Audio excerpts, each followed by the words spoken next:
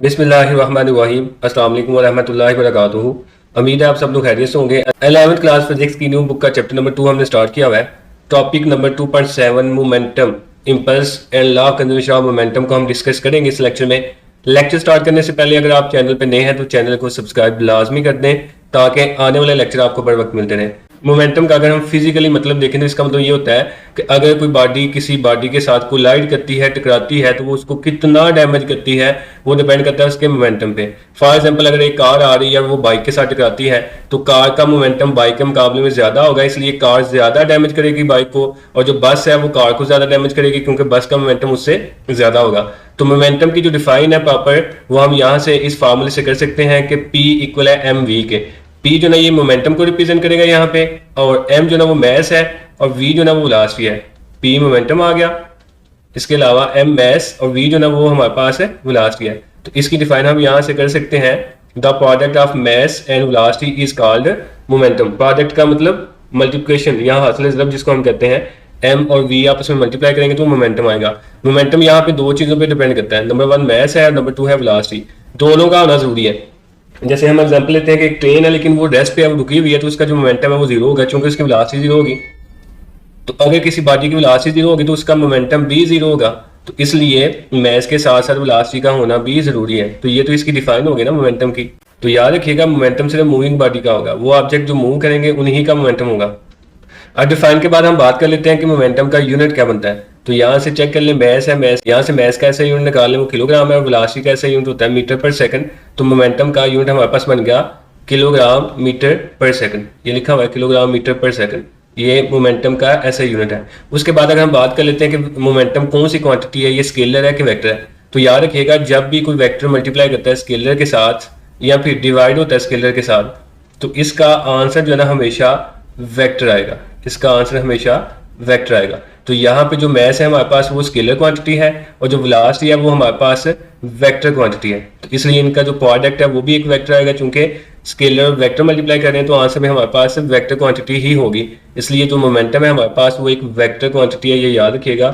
आपने बस यही करना है कि मोमेंटम की डिफाइन क्या है, उसके बाद मोमेंटम का यूनिट क्या होगा, इसका फार्मूला क्या होगा, और ये कौन सी क्वांटिटी है। इसके अलावा जो मोमेंटम का यूनिट है वो न्यूटन सेकंड भी होता है। मोमेंटम का यूनिट न्यूटन सेकंड भी हम लिख सकते हैं। ये शॉर्ट क्वेश्चन भी आता है एज अ प्रूफ के तौर पे कि प्रूव करें कि जो न्यूटन सेकंड है ये इक्वल है किलोग्राम मीटर पर सेकंड के। तो इसको हम प्रूव भी कर लेते हैं। लेफ्ट हैंड साइड हम लिख लेते हैं, इसकी लेफ्ट हैंड साइड है हमारे पास न्यूटन सेकंड। यहाँ पे जो न्यूटन है ये यूनिट है फोर्स का, और हमने पीछे पढ़ा हुआ है। इस साइड पे मैं कर देता हूँ F इक्वल एम ए के। F जो है ये फोर्स है, इसका यूनिट न्यूटन होगा, मैस का यूनिट किलोग्राम, और एक्सेलरेशन का मीटर पर सेकंड स्क्वायर होगा। तो हम न्यूटन की जगह लिख सकते हैं किलोग्राम मीटर पर सेकंड स्क्वायर, और ये वाला सेकंड ऑलरेडी है इसको भी लिख लें। उसके बाद यहाँ पे आ जाएगा किलोग्राम मीटर, ये भी ऐसा है ये भी ऐसा है, इनमें से एक ऐसे लिख लें और इनकी जो पावर्स है वो ऐड हो जाएंगी। इसकी पावर -2 है और इसकी पावर +1 है, तो ये बच गया किलोग्राम मीटर पर सेकंड। तो ये इसकी राइट हैंड साइड है। लेफ्ट हैंड साइड और राइट हैंड साइड जो है ना वो इक्वल आ गई। उसके बाद नीचे डेरिवेशन है momentum and Newton second law of motion. ये भी बहुत इंपॉर्टेंट शॉर्ट क्वेश्चन बनता है कि न्यूटन सेकंड लॉ और मोमेंटम में क्या रिलेशन है, इसको ड्राइव करें। तो इसको ड्राइव करने के लिए मैं कुछ यहाँ पे डेरिवेशन कर देता हूँ पहले, कि हमने पढ़ा हुआ है कि P जो है ना मोमेंटम है और इसका फार्मूला होता है mv, और अगर हम यहाँ पे लिखते हैं पी आई यानी कि इनिशियल मोमेंटम, तो ये इक्वल आएगा mvi के। m मैस है, vi इनिशियल वेलोसिटी होगी किसी मैस की, किसी बॉडी की। उसके बाद pf जो है ना ये फाइनल मोमेंटम होगा, ये इक्वल आएगा mvf के। तो ये वही बॉडी है जो हमने पहले ली थी, उसका मैस जो है ना वो सेम है दोनों सूरतों में, लेकिन पहले उसकी वेलोसिटी और थी, बाद में कुछ और हो गई। तो वेलोसिटी चेंज होने की वजह से उसका मोमेंटम भी चेंज हो रहा है। तो जो पहली वेलोसिटी है उसकी वजह से जो मोमेंटम होगा उसको हम इनिशियल मोमेंटम, और जो लास्ट वाली वेलोसिटी है जिसको हमने फाइनल का नाम दिया उसकी वजह से जो मोमेंटम होगा उसको हम फाइनल मोमेंटम का नाम देंगे।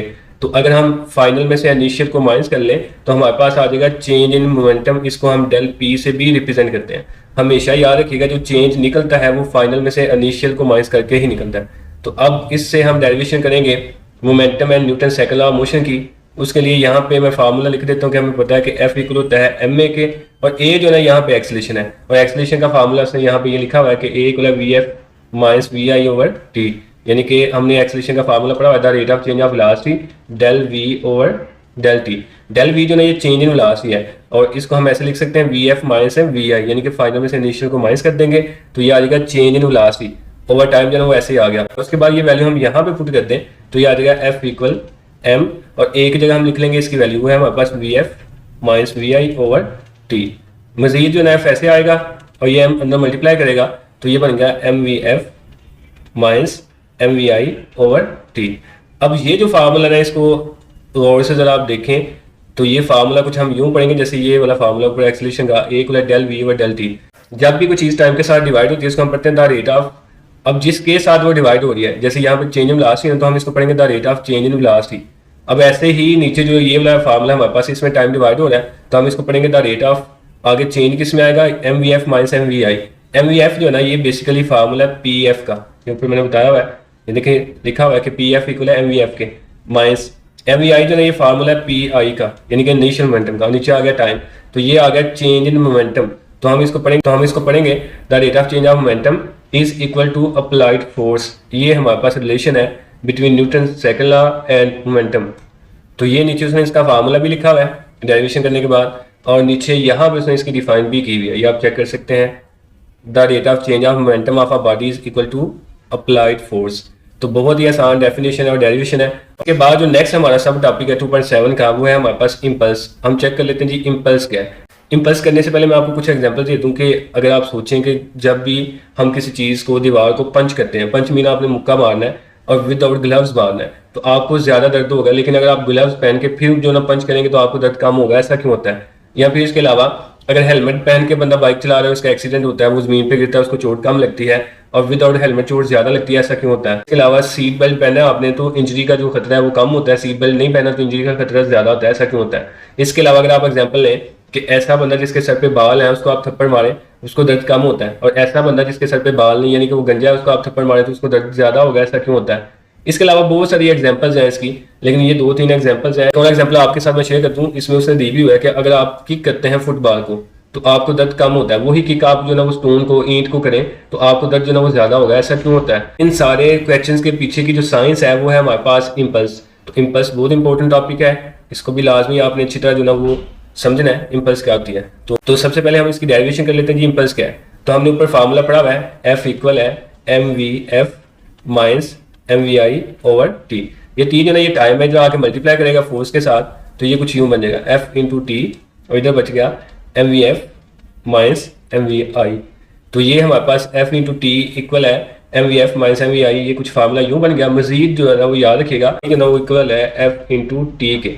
आई जो ना वो यहाँ पे इम्पल्स है और एफ जो है ना वो फोर्स है, लेकिन इस फोर्स को हम नाम देंगे इम्पल्सिव फोर्स का, इम्पल्सिव फोर्स का। अब इम्पल्सिव फोर्स क्या होती है पहले तो आपको ये समझना होगा।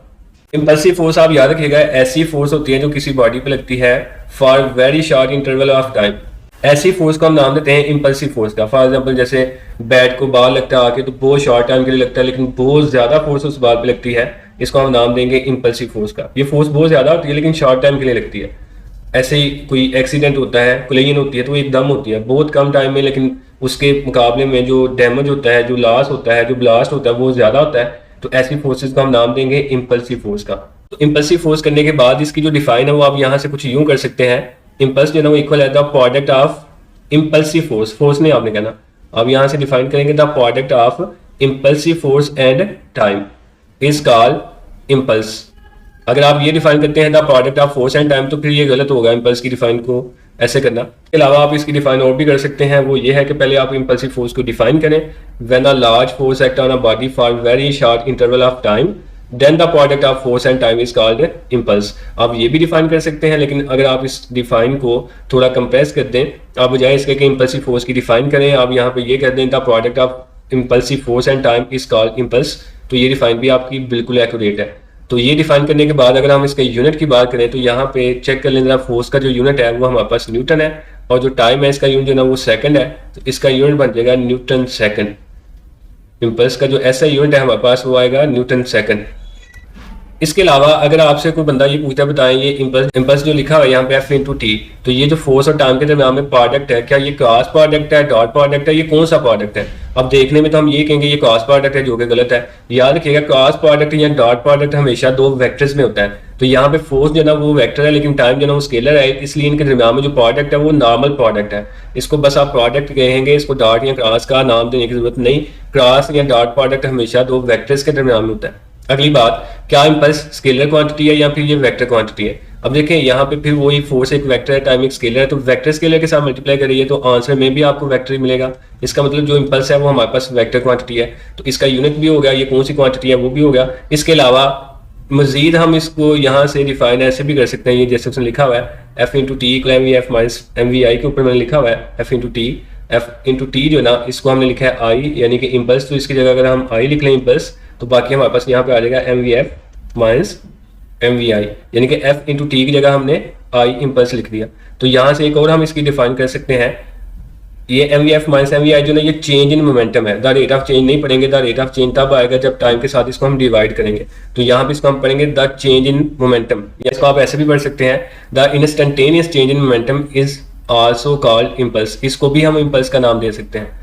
तो यहाँ से आपने एक तो इम्पल्स की डिफाइन करनी है, इम्पल्सिव फोर्स की डिफाइन करनी है, फिर इसका मोमेंटम के साथ क्या रिलेशन है वो भी आपसे पूछा जा सकता है, वो भी डेरिवेशन हमने यहाँ पे कर दी है, बहुत ही आसान है। यहाँ पे अगर हम इम्पल्स का फार्मूला लिखें तो वो है I equal F into T.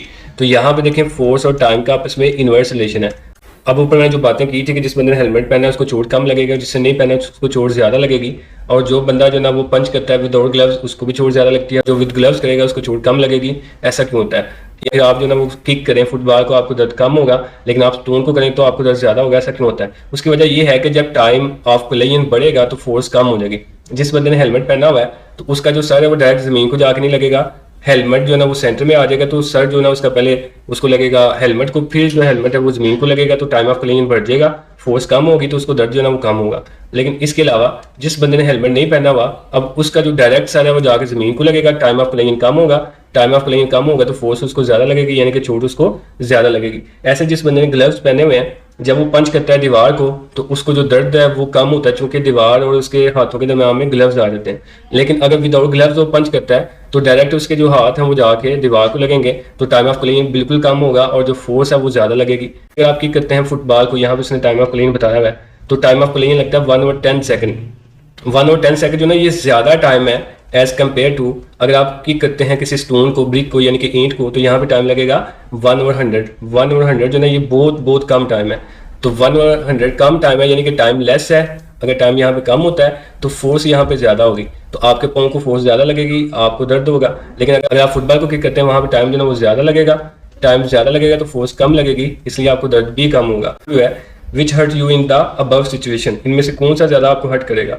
तो इनमें से जो हमें ज्यादा हर्ट करेगा वो स्टोन होगा, क्योंकि यहाँ पे हमें ज्यादा दर्द होगा। उसकी वजह यह है कि यहाँ पे टाइम ऑफ प्लेइंग कम होता है और जो फोर्स है वो ज्यादा होती है। तो नेक्स्ट सब टॉपिक है हमारे पास, ये इंपॉर्टेंट लॉन्ग क्वेश्चन भी बनता है, law of conservation of momentum. अब law of conservation of momentum पढ़ने से पहले आपको ये पता होना चाहिए जी आइसोलेटेड सिस्टम क्या होता है। तो आइसोलेटेड याद रखिएगा, ये जो वर्ड है आइसोलेटेड, इसका मतलब होता है अलग, या तन्हा भी आप कह सकते हैं, अकेला भी आप कह सकते हैं। तो आइसोलेटेड सिस्टम ऐसा सिस्टम होगा जिसमें ना तो बाहर से कोई फोर्स अंदर लगेगी और ना ही कोई अंदर वाली फोर्स बाहर जाएगी। ऐसे सिस्टम को हम नाम देंगे आइसोलेटेड सिस्टम का। फॉर एग्जाम्पल अगर हम एक रूम को अच्छी तरह जो ना वो बंद करते हैं, उसकी विंडो, उसके डोर्स, हर चीज हम बिल्कुल उसको क्लोज कर दें और उसके अंदर जो भी चीजें होंगी वो बाहर नहीं आ सकती और बाहर से कोई चीज अंदर नहीं जा सकती, ऐसे सिस्टम का हम नाम देंगे आइसोलेटेड सिस्टम का। तो आइसोलेटेड सिस्टम की पहले तो आपने डिफाइन करनी है कि आइसोलेटेड सिस्टम होता क्या है। तो इसकी डिफाइन लिखी हुई है, इट इज अ सिस्टम, ये सिस्टम है on which no external agency exerts, exert का मतलब होता है लगाना, एनी फोर्स, ये ऐसा सिस्टम होता है जिसमें बाहर से कोई भी फोर्स नहीं लगती, ऐसे सिस्टम का हम नाम देंगे आइसोलेटेड सिस्टम का। अब उसके बाद हम लॉ कंजर्वेशन ऑफ मोमेंटम को डिफाइन करेंगे।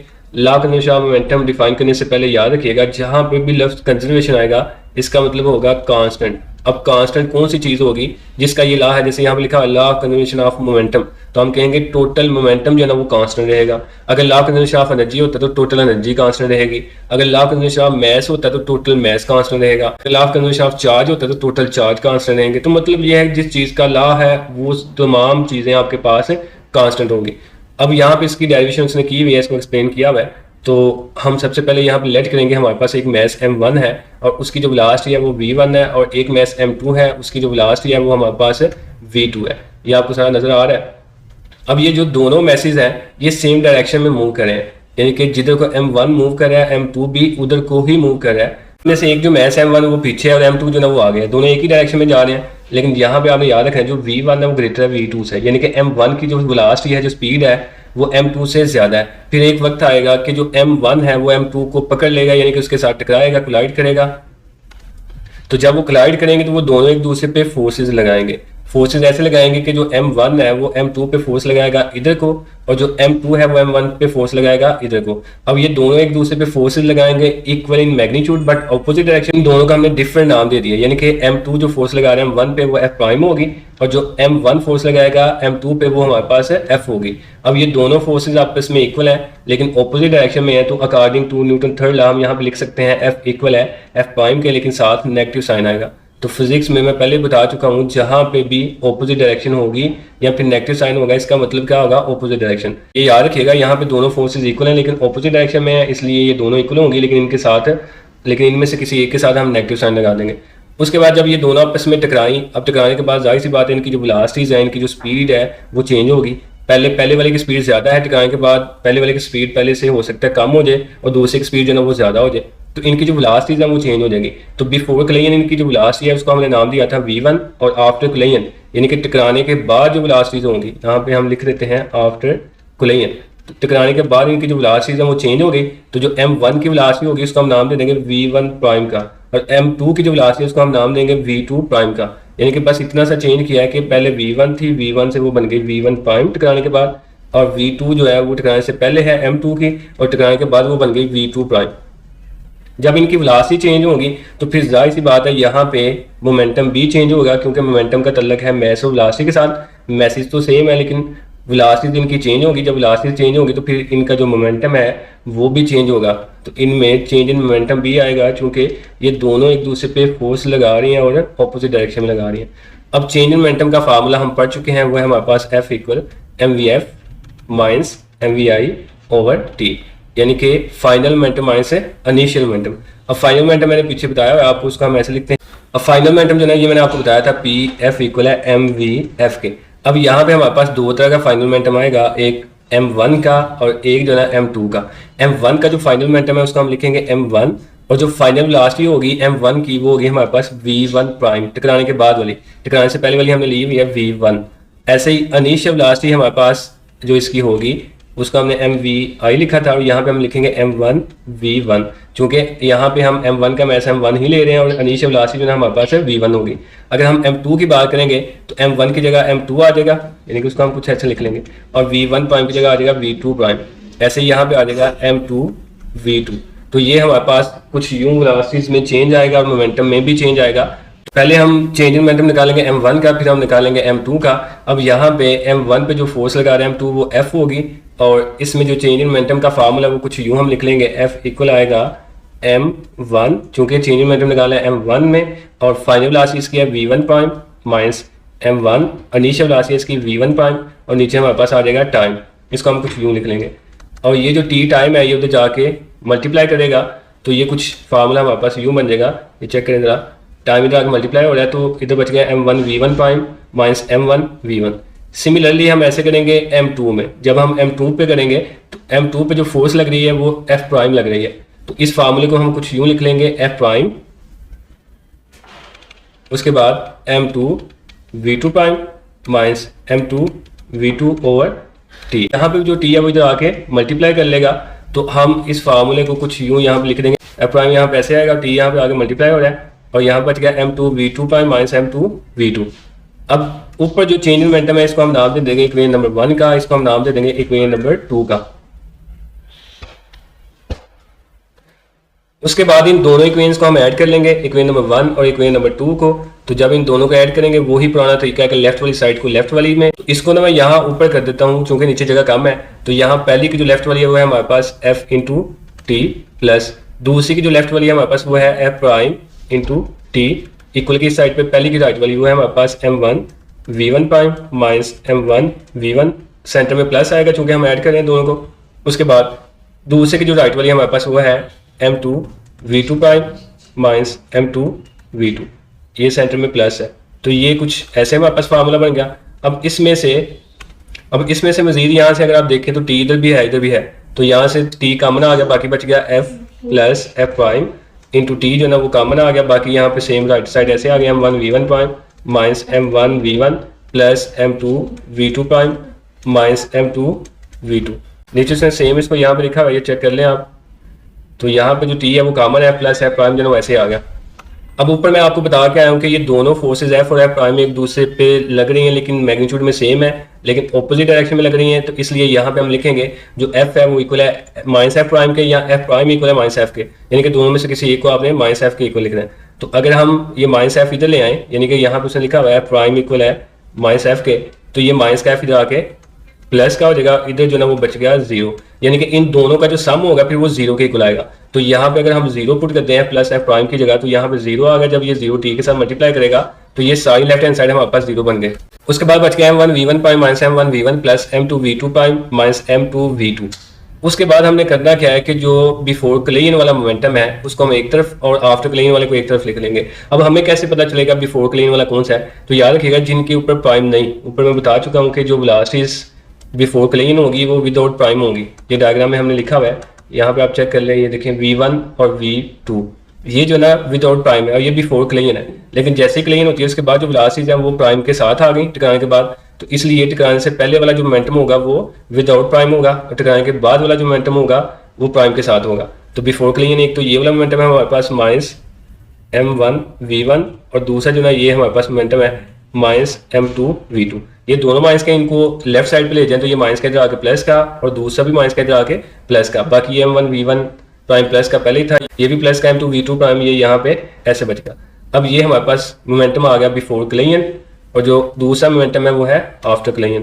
तो इसको अगर हम यहाँ पे लिखते हैं बिफोर क्लेन वाला मोमेंटम है ये वाला,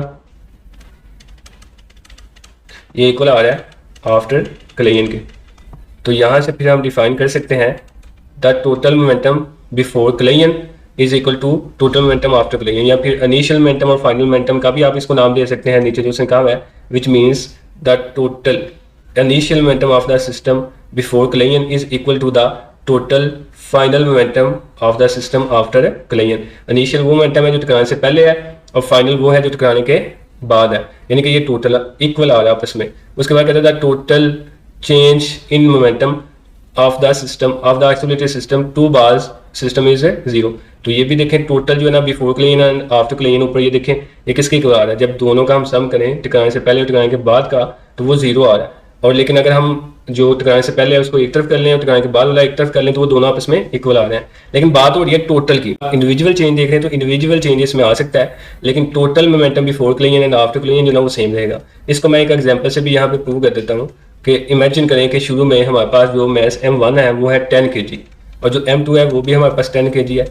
v1 चूंकि शुरू में ज़्यादा है तो इसको हम ले लेते हैं 20, और जो v2 है वो शुरू में कम है, इसको आप ले लें 10। तो जो p1 है यानी कि पहले बार का मोमेंटम का फार्मूला है mv, तो मैस इसका जो है वो 10 है, वेलोसिटी इसकी 20 है, दोनों को मल्टीप्लाई करते हैं तो ये आ जाएगा 200।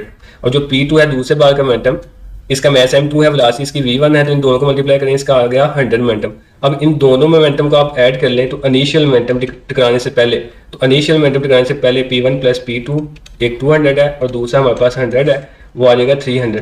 तो टकराने से पहले टोटल मोमेंटम आ रहा है 300, पहले बार का 200 है और दूसरे बार का 100 है। अब टकराने के बाद देखें मैस तो सेम रहेंगे, मैस तो चेंज नहीं होंगे, इसका 10 था इसका भी 10 था वो सेम आ गया।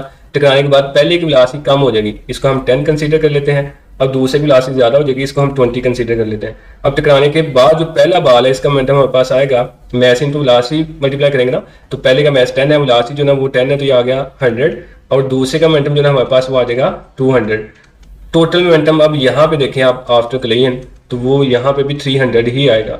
तो टोटल मोमेंटम बिफोर क्लेन या आफ्टर क्लेन वो सेम आ रहा है, लेकिन इंडिविजुअल चेंज आ रहा है। देखें टकराने से पहले बार का मोमेंटम ज्यादा है और दूसरे बार का मोमेंटम जो है वो कम है। टकराने के बाद पहले का कम हो गया, दूसरे का ज्यादा हो गया, लेकिन टोटल जो है वो हमारे पास सेम आ रहा है। यही हम यहाँ पे कह रहे हैं कि total momentum before collision and after collision जो है वो इक्वल होगा, या फिर टोटल चेंजेस में क्या होगा जीरो। लेकिन ये हमेशा आइसोलेटेड सिस्टम में ही होगा, अगर आपका सिस्टम आइसोलेटेड नहीं फिर law of conservation of momentum भी वैलिड नहीं होगा, ये याद रखिएगा।